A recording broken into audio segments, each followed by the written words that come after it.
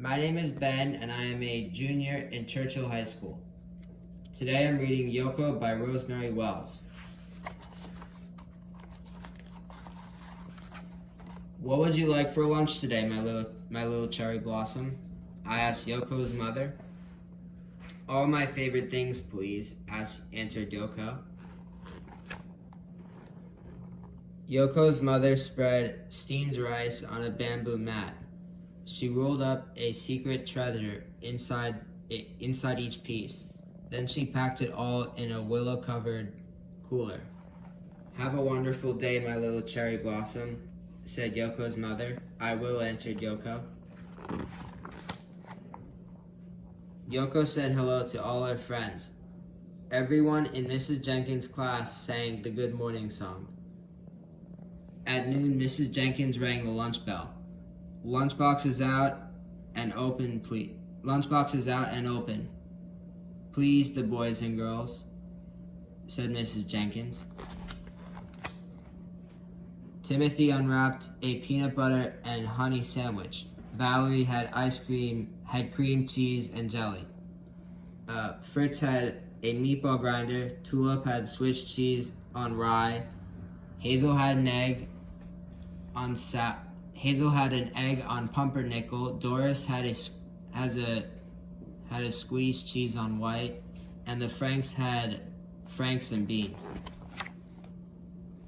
Yoko opened the willow-covered cooler. Inside was her favorite sushi.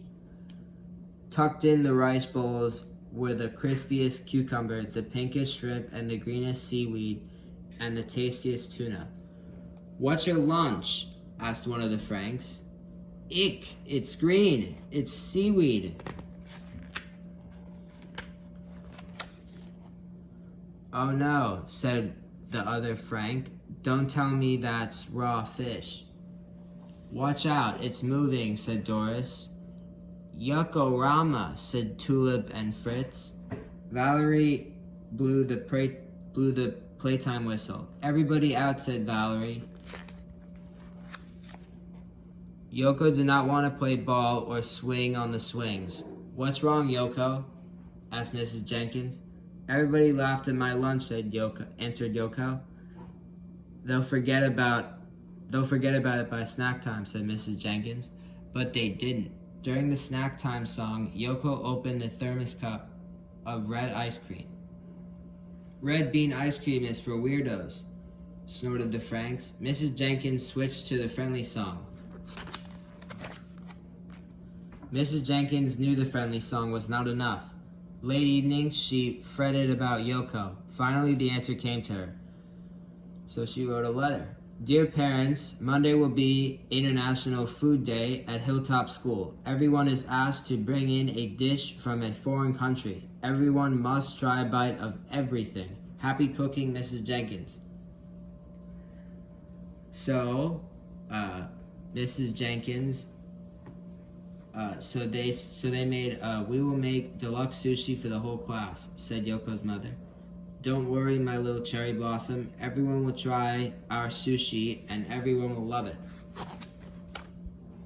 On Monday morning, Valerie and her mother carried in a plate of enchiladas. Timothy and his mother made Caribbean coconut crisps.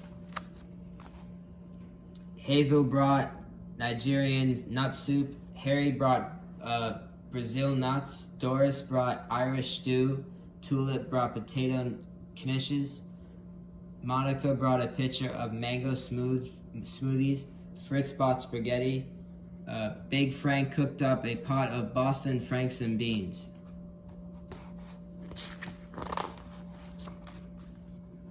At noon, Mrs. Jenkins rang the lunch bell and everyone sang the Clean Hands song. What does International Food Day mean to us, boys and girls? Asked Mrs. Jenkins. Try everything, said everybody. When Valerie blew the playtime whistle, there was not a nibble of nuts or sip of smoothie left. But no one had touched even a piece of Yoko's sushi. Yoko sat under the learning tree. Suddenly, she heard the clickety-clack of chopsticks. It was Timothy. He was still hungry. Let me show you how, said Yoko. Timothy polished off the rest of the crab cones on his way. Can we have sushi again tomorrow, he said. I'll ask my mother, answered Yoko. During the school bus song, Timothy found a coconut crisp in his pocket. He gave it to Yoko. It's even better than red bean ice cream, said Yoko. On the bus, Timothy and Yoko made plans to push their desks together and open a restaurant the very next day. They did. They ordered tomato sandwiches and dragon rolls. For dessert, they had brownies with green tea, and they couldn't have asked for anything more. The end.